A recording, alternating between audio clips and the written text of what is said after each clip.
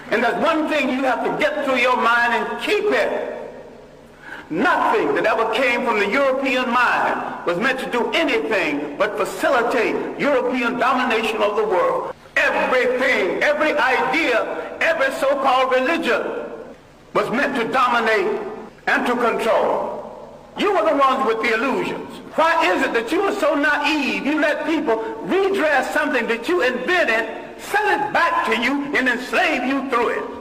Our relationship with the people of the world and the fact that we created peaceful nations that had no word for jail because no one had ever gone to one.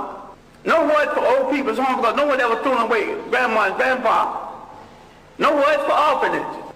We did all of this, and over half of human civilization was over before we knew that a European was in the world, before he wore a shoe or lived in a house that had a window. Now, Africa has always and still is the prize for the whole world. We have always been the prize because we have always had and still have something that other people won't, think they can't do without, and don't care to pay for. Because we have always been the prize, we have been under siege for over 3,000 years. The main thing imperialism did, slavery and imperialism, they removed African people from the respectful commentary of history. When they discovered you, they began to prey on you.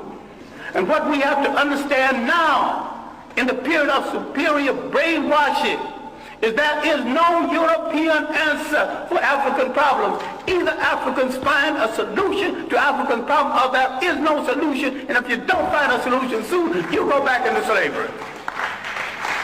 We have to stop all of this nonsense about who belongs to what religion when all of them were imposed on us in the first place. We stop all this fight between Muslims and Christians when neither one of the religions are doing them any good or moving them toward independence. All of them are handmaids of conquerors. All of them are religions of conquerors. We were naive when we accepted their interpretation of something that we had all along. I'm saying we need to take a good look at ourselves. I'm not talking about burning churches. I'm not talking about getting rid of religions. Understand me well. I am saying that every single thing that touches your life, religious, socially, and politically, must be an instrument of your liberation, or you must throw it into the ash can of history.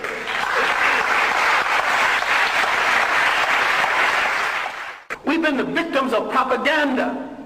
Now, the Bible that you get so dewy-eyed over is one of the greatest pieces of propaganda ever written. If you want to read the Bible, why don't you read the Bible one day and read Mein Kampf the next day and see the comparison? That's hard on your mind, because you think if you don't have Christianity, Islam, or Judaism, you don't have to have spirituality. I've got more spirituality after I put all of them down. A lot of people need to stop reading some religious books and read some straight history, without fable, without supposition, without myth. Read straight history. The Europeans doing the slave trade not only read the African out of history, they colonized history, they colonized information about history. That what you have to do is take a holistic look. Now that not only at your position in the world, but your potential in the world. If there are a billion of you on the face of this earth, scattered all over the world, what do you need with a friend other than yourself? Why can't you turn inward on yourself and say, I will wear no clothes I don't produce. Start with your underwear. I wear no shoes that's not made by a brother. You're creating a shoe factory, employment at once.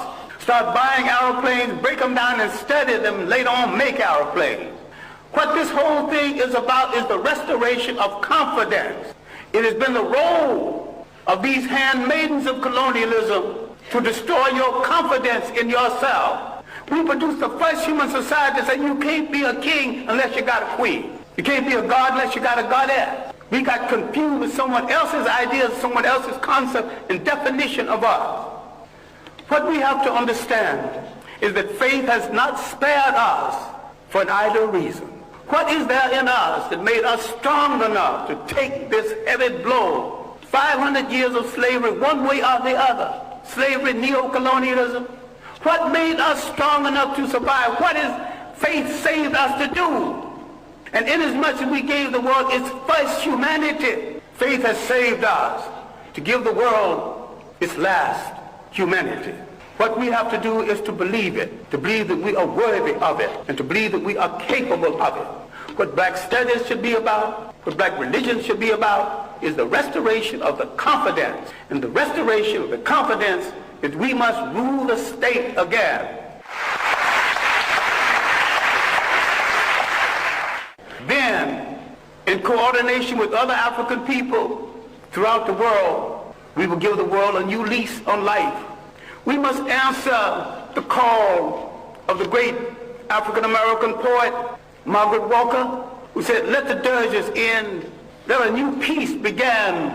Let us write a new covenant for the freedom of ourselves in the world." African men throughout the world need to step forward and answer Sister Margaret and say, "Sister Margaret, we have heard your call. With our women at our side, we are ready to pick up the challenge.